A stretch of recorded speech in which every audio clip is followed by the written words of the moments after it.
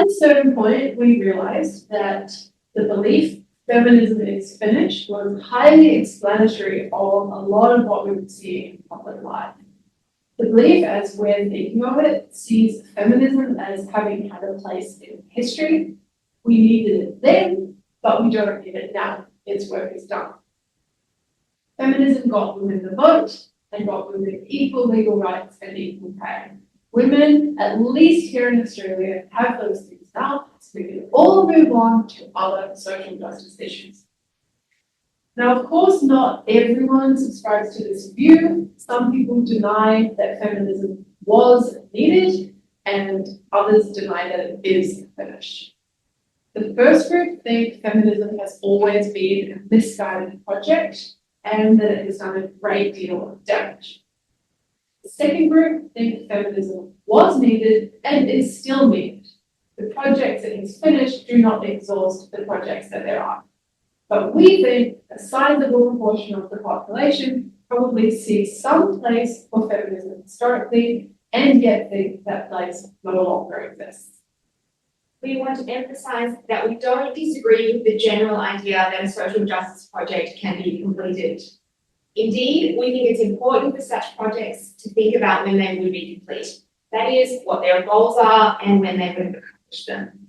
Otherwise, there is a risk of perpetual motion, things carrying on just because they have been carrying on. There is also a risk that a project morphs to justify its own perpetuation. We see this in the shift from thinking about attitudinal discrimination, like prejudice against women, and discriminatory individual actions, like denying someone employment because she's female, to structural discrimination, which is, to say the very least, much harder to pin down. That doesn't mean it's not worth talking about, only that we should be wary of dramatic changes of the subject. So let's talk about some of the things that become explicable once we realize that many people believe feminism is finished. First of all, the frustration of men's rights advocates. Notice that we're saying advocates, not activists, in order to not prejudge the issue of whether they have a genuine complaint by using dismissive language. Men's rights advocates experience frustration in trying to secure public attention for men's issues, including to secure feminist attention for men's issues. David Benatar, Christina Hoff-Summers, and others have noted that when it comes to sex inequality in education specifically, it's men who are unequal. In the United States and a number of other countries, boys drop out of high school at higher rates than girls. Girls outpace boys on reading literacy. More women graduate from colleges and universities, and women earn around 60% of bachelor's and master's degrees. So whether we focus on a single domain like conscription or education, or on the outcomes for each sex overall, men's rights advocates are likely to think we're still focusing on women's issues, even though women are equal now, and we're failing to focus on men's issues, even though men are the ones who lack equality now. Another thing that the belief that feminism is finished can explain is why so much of what goes under the banner of feminism today might be more accurately described as global social justice activism. In 2019, the UN Women Twitter account famously tweeted that a feminist is a person who believes in and stands up for the political, economic, and social equality of human beings. If feminism is still an important political project for a marginalised constituency, this is baffling and honestly kind of insulting. But if it's a historical project that has been complete for a while now, then we can afford to do something else in its name, even if that makes the name something of a linguistic curiosity. If feminism is finished, then Team Left and Team Right's preoccupation with other issues is vindicated. Team Left is currently very interested in identity politics, particularly LGBTQIA+ issues, and that makes at least some sense if women's issues are resolved. Team Right is currently very interested in reasserting issues against Team Left's identity politics, and that makes sense if the issues of minority groups, including women, are resolved. Furthermore, we know that some of you have been following the latest iteration of the women question debate. Multiple governments around the world have moved or are moving to make legal sex a matter of statutory declaration. Previously sex-separated spaces are being transformed to either be mixed sex, so for example, gender-neutral bathrooms, or to be inclusive on the basis of identity rather than sex. Language and concepts crucial to the feminist political struggle are being seeded and revised, including the concepts of sex, gender, woman, girl, and lesbian. If the political struggle is ongoing, that is a travesty. If it's complete, then it's no big deal. That language and those concepts have done their work for women, so we should be generous enough to let them do work for the next group that needs them. The public, especially on the left, appears to struggle to see a conflict of interest between trans activism on the one hand and feminism on the other hand. If we realize they think feminism is finished, that's not so puzzling. There can be no conflict of interests where there are no interests. Finally, we think the belief that feminism is finished explains why even those who remain deeply committed to feminism are so willing to assert that white women are privileged or to deny that white or wealthy women could be marginalised in any respect. As Catherine McKinnon noted in her 1991 paper, From Practice to Theory, for What is a White Woman Anyway, it seems that if your oppression is also done to a man, you are more likely to be recognised as oppressed as opposed to inferior. To be marginalised in virtue of your race or any other attribute that a man can have, like class or disability or sexual orientation, is to share in the kind of marginalisation that affects the man. McKinnon thought that how the white woman is imagined and constructed and treated becomes a particularly sensitive indicator of the degree to which women as such are despised.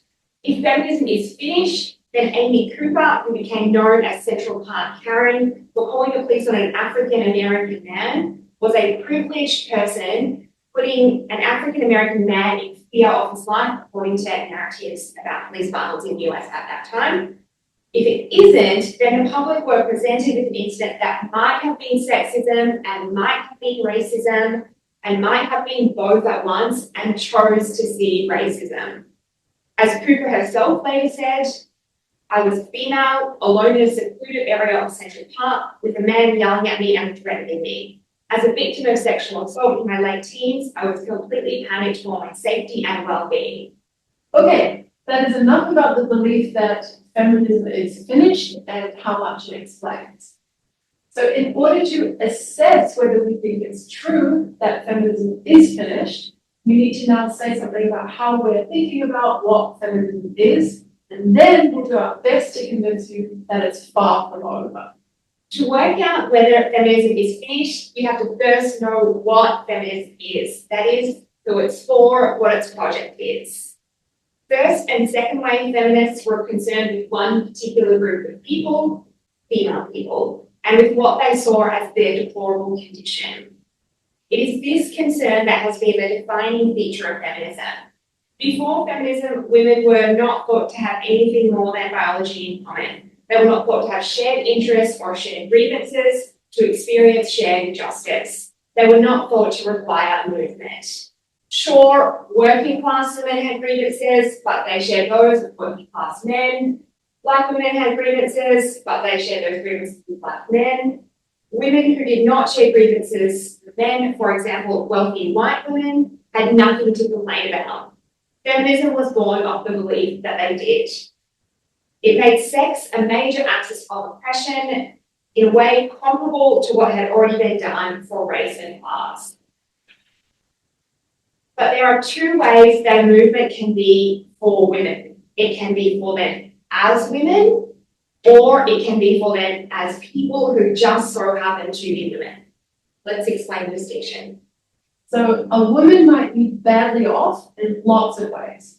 She might be unemployed, poor, homeless. She might lack access to good healthcare. Arguably, not all of these are ways she's badly off in virtue of the fact that she is a woman. Take lacking access to good healthcare. Perhaps this is because she lives in a rural area. Take being unemployed. Perhaps she was born to working class parents. Perhaps she didn't finish school. Perhaps she lives in a place where there isn't much work to be got. In all these cases, a woman is badly off, but she's not badly off because of anything to do with being a woman. In her recent best-selling book, The Right to Sex, Amir Srinivasan writes, "It is an embarrassment to feminism that decades of improving conditions for some of the world's women in some respects, greater legal rights, better representation in tertiary education, elite professions, electoral politics and media, improved access to reproductive health care, widespread agreement in polite society that women are men's equals, have coincided with an increase in other forms of inequality, especially economic inequality." Srinivasan appears to assume that because some women are poor, feminism has an obligation to work on poverty. On her view, feminism will have succeeded when there is no more poverty. This is a perfect illustration of seeing feminism as a project for women as people. Betty Friedan, at an international conference on women in Kenya in 1985, asked leading Egyptian Arab feminist Nawal al-Sadawi, "Please do not bring up Palestine in your speech. This is a women's conference, not a political conference."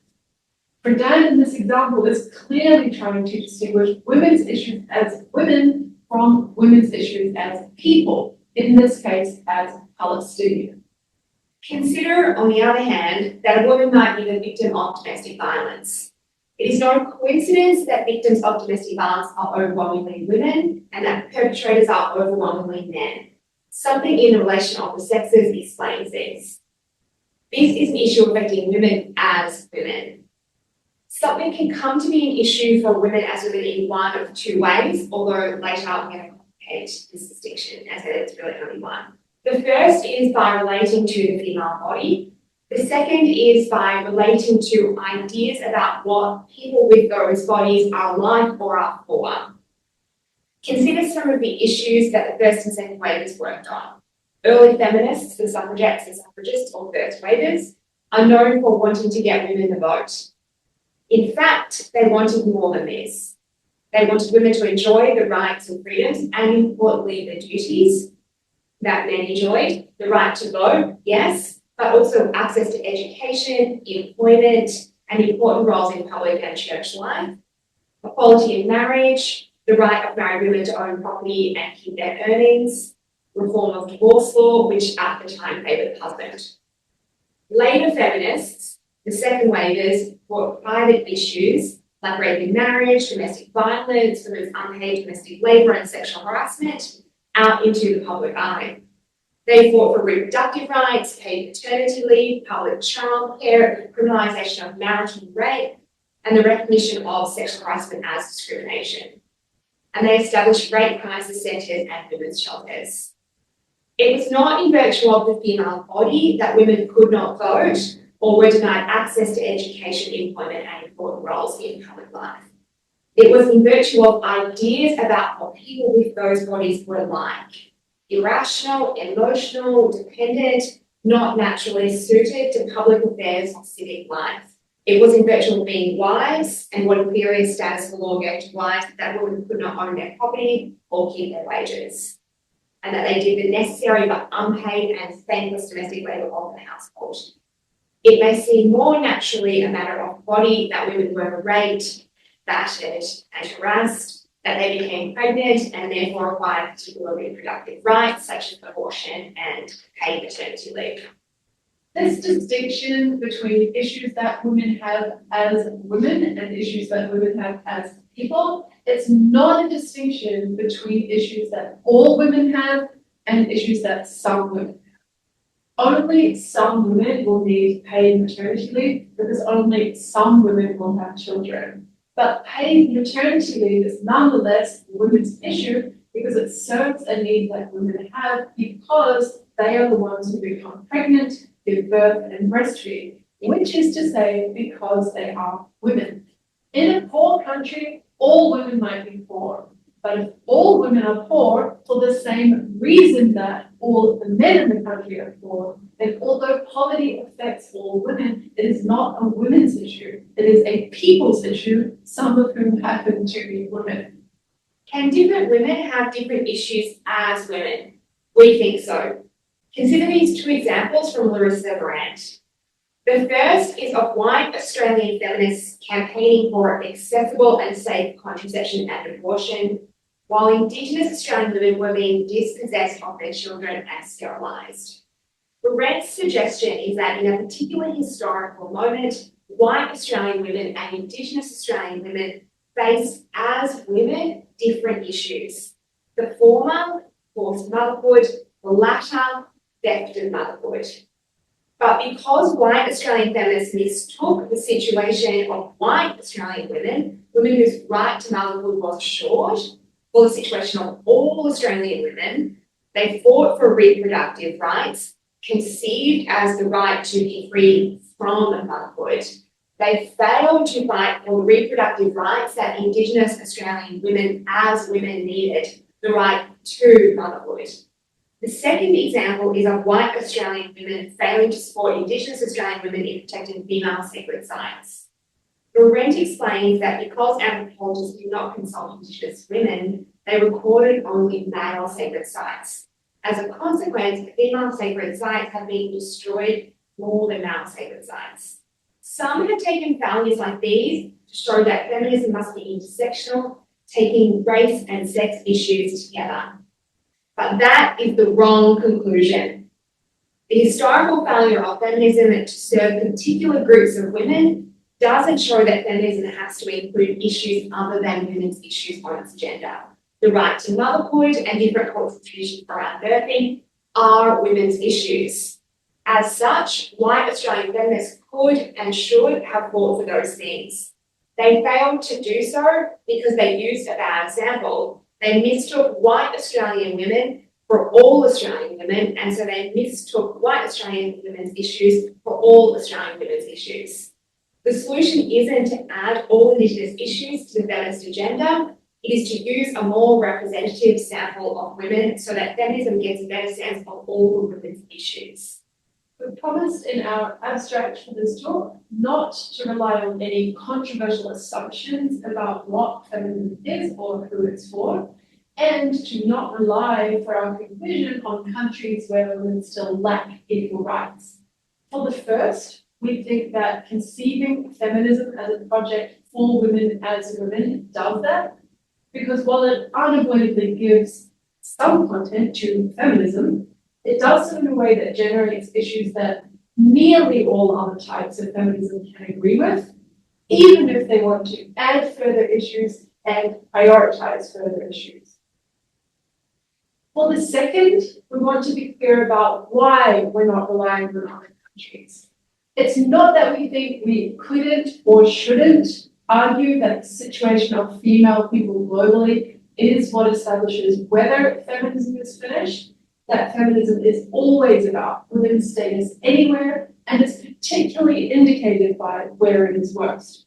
This is more a way of tying our own hands for the skeptics about feminism, who might be happy to grant that there is still a problem in Iran or Afghanistan, but want to deny that there's any problem in Sweden or Australia.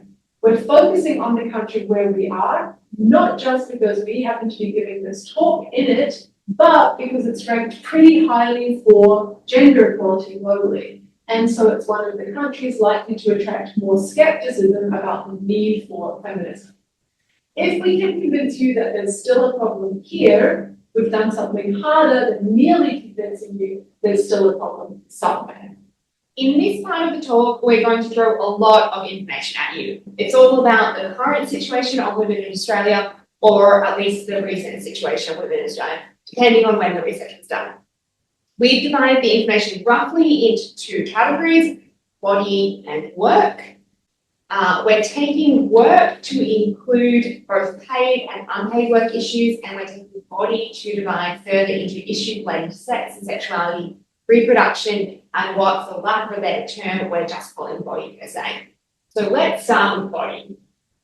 Okay, in the category of body, starting with sex and sexuality.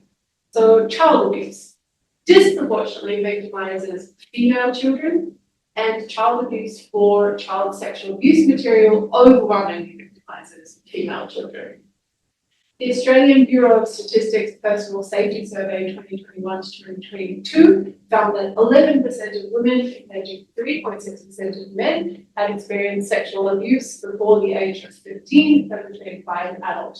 That's 1.1 million women and 343,500 men. The Australian Child Maltreatment Study 2021 found females twice as likely as males to have been targeted. 37% of females compared to 19% of males. And the Australian Institute for Health and Welfare reports the victims in child sexual abuse material to be 84% girls with 90% male parental perpetrators. Sexual slavery. Over a 6-month period in 2022, the Australian Federal Police received 150 reports of human trafficking, slavery, and modern slavery. The reports most commonly related to forced marriage, that was 31%, and sexual servitude, 25%. Of those referred to Australia's Support for Trafficked People program, 94% were female. Sex injuries. Now, while we couldn't find much empirical research on this yet, we do want to put the topic on the table, which is teenage girls in Australia reporting to GPs with injuries from rough sex. The federal government cyber safety advisor, Susan McLean, told The Australian, "I've had GPs tell me about the injuries they're seeing in young girls when they have been forced or coerced to do what is in porn videos." A columnist for The Telegraph in the UK corroborates this point beyond Australia, reporting from a dinner conversation that a GP, let's call her Sue, said she had treated growing numbers of teenage girls with internal injuries caused by frequent anal sex. Not, as Sue found out, because she wanted to or because she enjoyed it, on the contrary, but because a boy expected her to. Choking is also relevant here, with a study of 4,702 Australians 18 to 35 years old published this year, reporting 61% of women having been choked during sex, and a study of 168 undergraduates from the University of Queensland reporting 64% of women having been choked during sex. Although we will flag that men also report being choked during sex, just at lower rates. So it was 43% in the first study and 45.5% in the second. And honestly, we're not totally sure of what to make of this. Perhaps the gap is small enough that we should say this is not a women's issue, or perhaps the relative average strength of the partners makes this riskier for the female partner in a way that keeps it squarely a women's issue. Rape prosecutions. A study from the Bureau of Crime Statistics and Research reported in The Guardian earlier this year found that no legal action was taken in about 85% of reported sexual assault incidents in New South Wales. Initial police report was the largest attrition point, with most reports failing to progress after that point. The second largest attrition point was court proceedings. In 2022, 9,138 sexual assaults were reported in New South Wales, with only 1,060 convictions. And a report from Victoria in 2021 that was based on data from 2015 to 17 similarly found only 10% of rape incidents proven in court, with those where the perpetrator was a stranger being more likely to progress, and only 15% of indecent assault incidents being proven in court. Australian attitudes to sex and consent. In a study of 1,020 people in Australia looking at support for violent extremism, researchers found that 12% of male respondents agreed with this statement from an incel manifesto. When women have the freedom to choose who to mate with, they breed with stupid, degenerate men, which produces stupid, degenerate offspring. Women should not have the right to choose who to mate with. That choice should be made for them by civilized men of intelligence. And 11.4% of men and 4.5% of women agreed that the marriage contract generally entitles a husband to have sexual relations with his wife, even if she does not want to. Okay, because it's hard to make population percentages feel meaningful, and when they're in the single or low double digits, they can feel like nothing at all. Note that in population terms, that's roughly 1.5 million Australians who agree that marriage entitles a man to sex. The National Community Attitudes Toward Violence Against Women survey in 2017 found a poor understanding of sexual violence. 17,500 Australians over 16 were surveyed by phone. 7% said that if a woman doesn't resist physically, then it isn't really rape. 16% thought many sexual assault allegations made by women were false. 19% disagreed that it's a criminal offence for a man to have sex with his wife without her consent. More dramatically, from the same survey, 31% said that a lot of the time when women say they're raped, they've led a man on and then had regrets. 42% thought women used sexual assault allegations or accusations as a way of getting back at men. 33% said rape is the result of men not being able to control their need for sex. And 28% said that when a man is very sexually aroused, he might not even realize that a woman doesn't want to have sex. The Global Institute for Women's Leadership in 2022 surveyed 20,524 adults across 30 countries and found that 9% of all respondents thought it was a woman's obligation to have sex with her boyfriend or husband, even if she doesn't feel like it. And in comparison to that global average, 14% of Australians agreed, 19% of Australian men, and 10% of Australian women. Finally, sexualized hate speech against women.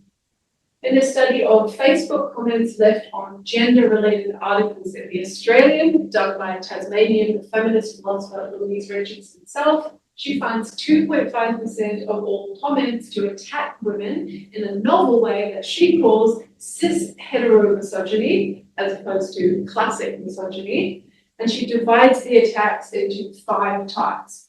Criticism as lesbian, criticism as unfeminine/masculine, calling the woman a man/bloke/he, claiming that the woman is really male, including alleging that she is trans, and criticism that her sex or gender is unknowable, referring to her as an it or as a thing. So these all invoke a worldview in which a woman is deviant when she does not sleep with men, is not feminine, or is not clearly female or a woman in whatever way the commenter thinks that this should manifest. And this, of course, is just one study, and it excludes the classic misogyny that is also relevant here, but it is suggestive of a distinctive form of hate speech relating to gender non-conformity that women experience online. Okay, birth trauma. New South Wales had a select committee on birth trauma which published its first report in May this year. They received over 4,000 submissions. 2 common themes were informed consent was not a priority in the treatment of pregnant women, and the focus was solely on the result of birth, in other words, the baby, and did not consider the health or birthing experience of the pregnant woman. In 2021, a national study of Australian women who had had a baby in the past 5 years asked about obstetrics violence. Of the total sample of 8,804 women, 8,546 responded to the question, do you think you experienced obstetric violence, dehumanized treatment or abuse by health professionals toward the body or reproductive process of women? 11.6% of the valid responses said yes or maybe. They were also able to provide a free text response, and 63% did, which was 626 women. The most common themes in the comments were, I felt dehumanized, I felt violated, and I felt powerless. Domestic violence. The Australian Institute of Health and Welfare report that in 2022 to 2023, nearly half of assault hospitalizations where a perpetrator was specified were due to family or domestic violence. That's a total of 6,700 assault hospitalisations, excluding 2 states for which data was unavailable. The Australian Institute for Health and Welfare reported that 1 in 2 police recorded assaults in 2022 were related to family or domestic violence. And that's a total of 76,900 police recorded assaults. The Institute also reported that more than 1 in 3 recorded homicides and related offences were related to family and domestic violence. And that's a total of 135 homicides and related offences. A review of the New South Wales police force done in June 2023 estimated that 40% of all police work was responding to domestic and family violence incidents. It's also worth commenting on Australian attitudes toward domestic violence here. In 1995, 86% of people recognised domestic violence as mainly perpetrated by men. This has been slowly declining over the years, dropping to 74% in 2009, 71% in 2013, and 64% in 2017, according to the 2017 National Community Attitudes Toward Violence Against Women survey. So on both sides, narrative for domestic violence appears to be being accepted. And in fact, men are more likely to use frequent, prolonged, and extreme violence. Men are more likely to sexually assault their partner, and men are more likely to use coercive control, whereas women are more likely to use violence and self-defense. Now for anorexia and eating disorders. According to the National Eating Disorders Collaboration, about 4% of Australians are living with an eating disorder, which includes anorexia, bulimia, binge eating, and other. And many more experience disordered eating that don't meet the criteria for an eating disorder, and that includes restrictive dieting and laxative use. 8.4% of women versus 2.2% of men have an eating disorder across their lifetime, and 80% of those with anorexia and 70% of those with bulimia are women. But some fodder for the men's rights advocates. Recent research suggests that binge eating may be nearly as common in men as in women. Non-consensual intimate examinations. A paper from around 2003 reported that around a quarter of the intimate examinations done on anaesthetised or unconscious patients were done without consent. Intimate examinations includes vaginal and rectal examinations. That data was obtained in the UK, but similar problems were revealed in the US. We couldn't find much information about whether it was or wasn't a problem in Australia, but a 2011 study of 200 medical students from 3 medical schools in England, Wales, and Australia, respectively, did find issues with students being directed to perform intimate examinations on patients without patient consent, despite the fact that all of the schools had clear policies that should have implemented this. The paper was more concerned with students' reasons for complying or resisting, so we didn't have any further information about the specific violations. Okay, let's now turn from body to work. And remember, we're including both paid and unpaid work under this heading. So starting with industry segregation, the Australian government's 2024 Status of the Women Report Card, the expanded data version that you see here, states that 54.2% of all workers are either in male-dominated or female-dominated industries. For example, women are only 13.2% of the construction workforce, while men are only 23.6% of the healthcare and social assistance workforce. 60.8% of managers are men, while 71.8% of clerical and administrative workers are women. Because female-dominated industries tend to be lower paid, this has knock-on effects for wealth. The superannuation balance gap at retirement is 25.1% between men and women, and 34% of retired women rely on their partner's income to meet living costs, compared to 7% of retired men. Okay, division of domestic labour. Now we have some good news for you to start.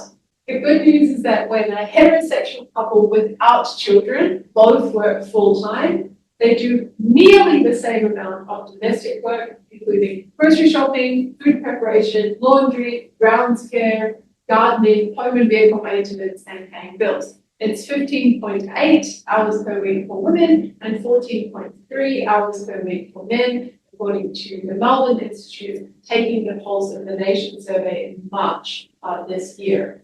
But part-time men do less, not more than full-time men, while part-time women do more, not less than full-time women. And women with children under 18 living at home do 50% more than men. Adding to the previous list of tasks are also childcare and child-related labour. Such women were doing 30.4 hours per week, while such men were doing 19.7 hours. And perhaps unsurprisingly, women said that men did less than men, but men did not say that women did more than men. The Australian Institute of Family Studies, in their report published in 2017, found that stay-at-home dad families were only about 4% of the two-parent families in Australia, and that despite this division, in those families, stay-at-home dads spent an average of 19 hours per week on childcare, while mums spent 21 hours. And stay-at-home dads did 28 hours of housework, while mums did 23 hours, in addition to their average 35-hour a week of paid work. The 2017 National Community Attitudes Toward Violence Against Women survey found that of the 70,500 Australians over 16 surveyed, 8% thought it's not good for the relationship if the woman earns more than the man. 6% thought it's embarrassing for a man to have a job normally done by a woman. 14% thought men make more capable bosses. 10% thought men rather than women should hold positions of responsibility in the community. 14% thought men make better political leaders. And 6% thought women were less capable than men of thinking logically with all the knock-on implications that has for different kinds of jobs. Hate speech against women in public life. Research done by The Guardian into 70 million comments left on its website since 2006 uncovered that of their 10 most abused writers, 8 were women. Since 2010, articles written by women consistently attracted a higher proportion of blocked comments than articles written by men, and articles about feminism and rape in particular attracted very high levels of blocked comments. 2 notes here. First, we're not sure whether this research includes the Australian Guardian, and second, we're considering this under the heading of work because one intended effect of this might be to drive women out of these professions, even if there are broader implications for women than that. And finally, in no particular category, but we thought worth mentioning, in the attitudes toward violent extremism study that we've already mentioned, it was found that 13.6% of the 1,020 people surveyed agreed with the statement, feminism is damaging to our society and should be resisted by force if necessary. 19.4% of the males and 8.3% of the females agreed, with the strongest support in the 19 to 29 and 40 to 49 age bands. And the 2017 National Community Attitudes Toward Violence Against Women survey, also mentioned already, found that 40% of the 17,500 Australians over 16 surveyed thought that women exaggerate how unequally women are treated in Australia.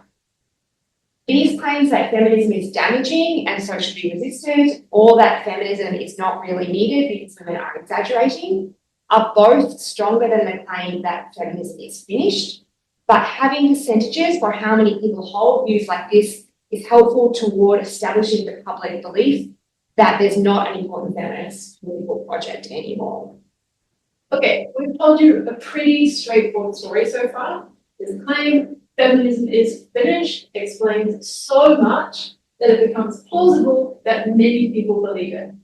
With a minimal definition of feminism in hand, feminism is for this group and about these things, whatever else it's also about, the claim is shown to be false. Even in Australia, there is plenty of feminist work still to be done. Okay, so far, not much theory. In this final part of the talk, we'll go back and we'll show where different theoretical commitments can make a big difference to what we think about the claim that feminism is finished, and about just how finished or unfinished feminism is. What exactly do the data tell us? This depends on the theoretical assumptions in light of which you interpret them. Take sex injuries.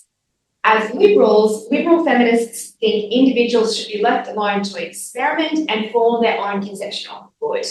These feminists might see sex injuries as the unfortunate consequence of individuals sexually experimenting. They might even see sexual experimentation as evidence of greater sexual freedom for women and thus of feminist progress. Whereas radical feminists, who theorize sexuality as the key site of women's subjection, will see sexual injuries as evidence that the sex young people are engaging in is, intentionally or not, violent, and violent toward the women. Consequently, they will see the sexual practices of young people as on a continuum with other forms of sexual violence. For the liberal feminists then, feminism might be almost finished, at least in this respect. Small changes might see the project as complete. For example, making sure girls know how to learn from bad experiences to articulate next time what they don't want. For the radical feminist, on the other hand, feminism will have a long way to go, for its problem will be boys wanting and thinking they are entitled to those things in the first place, and changing that is likely to require changing pornography. Or take domestic violence. The radical feminists who take sexuality to be the key site of women's subjection may see this practice as making the female partner compliant for sexual access. Feminists who think the focus on sexuality obscures the extent to which woman has been socially constructed as a personal servant or a helpmate of man, sexual access being just one component of this and perhaps not even the most important one, may instead see it as making the female partner compliant for service in general. But with feminists influenced by evolutionary psychology, may have a different interpretation again. This is just an evolved mate-guarding behavior that assures men paternity and assures women resources for herself and for her children. Post-colonial feminists may have a different take again. Domestic violence is the expression of intergenerational trauma and only happens to have a sex dimension male against female within the more significant context of race, ethnicity, culture, colonization. And for a fifth view, Amir Srinivasan, who we think is Marxist, explains domestic violence as linked to male joblessness, writing that crises of masculinity precipitated by deindustrialization and wage depression make women particularly susceptible to sexual violence. Each of these interpretations will affect how we see the problem in terms of progress and completion. What needs to change for domestic violence to stop is radically different in each case. It's easier to make progress on stereotypes of women as men's helpers or men as breadwinners than it is to resolve intergenerational trauma and secure full employment for everyone who wants it. It's not only that different types of feminists will understand different parts of our evidence from part 3 differently. It's also that different types of feminists will take the evidence in total to point to different conclusions because of how they weight particular topics. For example, liberal feminists conceive of sex equality as the extension of all the rights and freedoms that men enjoy to women. For these feminists, gains like the vote and equal legal rights are of paramount importance. So from their perspective, the most important feminist work has been done.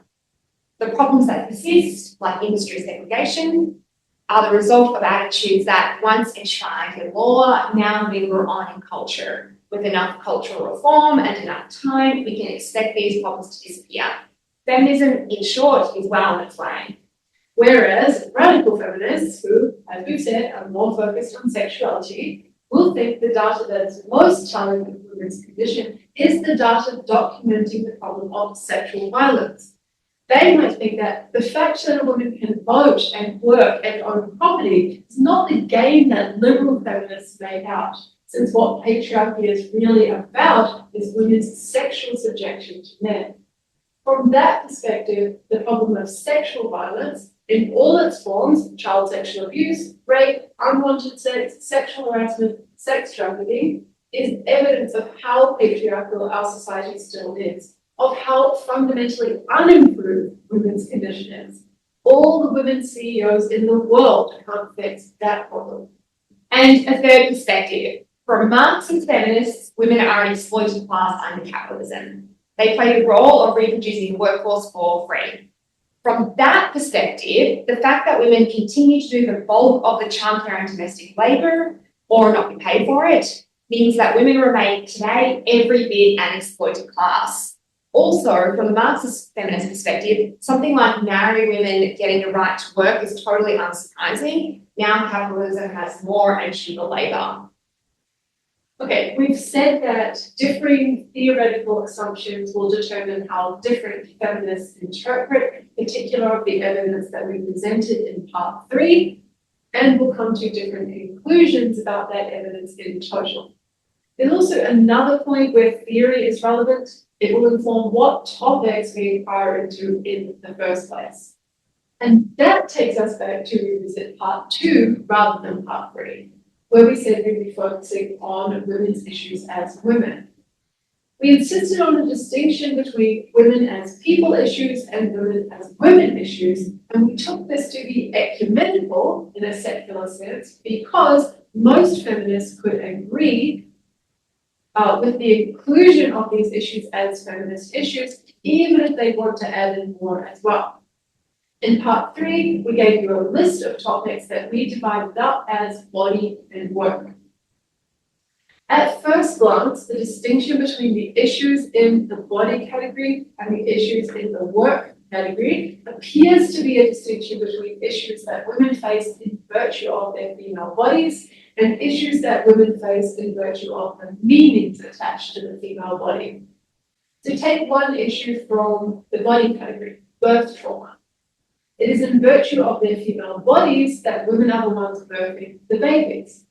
Compare that to an issue from the work category, industry segregation.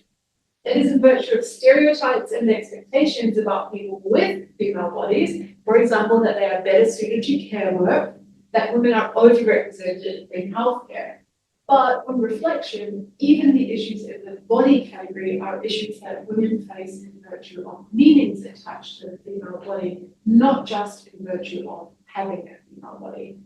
Returning to birth trauma, while it is in virtue of their female bodies that women are the ones birthing babies, it isn't in virtue of their female bodies that birthing is traumatic in the ways women describe, dehumanizing, violating, disempowering. Presumably, it becomes those things because of the lesser humanity or lesser value ascribed to people who have female bodies. In short, the issues facing women as women arise in some way from meanings attached to the female body. Women are raped and trafficked because the female body is seen as for sex. Women do most of the childcare and domestic labor because the female person is thought to be made to help the male person. Women are the objects of hate speech because the female person is thought to belong in the private sphere and to have no place in the public sphere. Women suffer eating disorders because the ideal woman has a particular type of body. In part 2, we said that feminists were concerned with the deplorable condition of a particular group of people, namely female people. But when do we consider a condition to be deplorable, that is unjust, rather than normal or natural? Some people think we know injustice when we see it. That might be true in some cases, but theory can also help us to identify it, to reconceive what seemed normal or natural. Take industry segregation. We said in part 3 that women are only 13.2% of the construction workforce, while men are only 23.6% of the healthcare and social assistance workforce. 60.8% of managers are men, while 71.8% of clerical and administrative workers are women. Call a feminist who thinks men and women are fundamentally the same in terms of innate psychology and have only bodily differences. Call her a sameness feminist. Call a feminist who thinks men and women are fundamentally different in terms of innate psychology, in addition to having bodily differences. call her a difference feminist, with the upshot being whether there is one basic type of person or two. Sameness feminists think that because women are the same as men, they should get the same rights and freedoms as men. Those feminists would expect women to be as represented as men are in all pursuits, for example, in construction jobs and in management. So when they see that this isn't the case, they conclude that women must face barriers to working in construction and management. In other words, they read the data as evidence of inequality of opportunity. An explanation that makes disparity not injustice is possible, but any discrepancy will be cause for concern and reason to investigate. Difference feminists, on the other hand, would not expect women to be as represented as men in all pursuits. And they would not be surprised that men dominate construction jobs and management, while women dominate the care industry. They would take this to reflect the different aptitudes and choices of the sexes. Difference feminists see the problem as having been the denigration of women's unique capabilities and qualities. So what these feminists might consider significant is the data on birth trauma that we mentioned in part 3. They might take these data to show that women are still not trusted as knowledgeable about their bodies and babies and as capable of making the right decisions, that the female body is still treated with contempt, that the mother is still not valued. So where sameness feminists see an inequality yet to be fixed, and thus work for feminists to do, difference feminists don't. Both are feminists seeing work still to be done for women, but they see very different problems and so very different solutions. And this point we've just made about sameness versus difference feminists can also be applied back to the different types of feminists we mentioned earlier in this section. They will all have a different view of what the injustice against women is, and that will affect what they see as the solution. The liberal feminist sees inequality or discrimination requiring equality. Marxist feminists see exploitation requiring a return on work commensurate with its social value. Radical feminists see subordination or oppression requiring liberation. And difference feminists see denigration of the feminine/female requiring revaluation or equal value. And all of this is to say that whether feminism is finished is both an empirical question and a theoretical question. Empirically, it matters whether we are making progress, in which areas, and how much progress we have made. And while we're on the note of empirical differences about how different men and women really are, we recommend this website for inputting and visualizing any claims about how different men and women are. Spoiler, not so different as I think. Theoretically, it matters how we even conceive of the injustice to which feminism speaks and of the problems that need to be resolved for feminism to be finished. There are more of these theoretical assumptions that may have been apparent at first glance. The end. But not of feminism.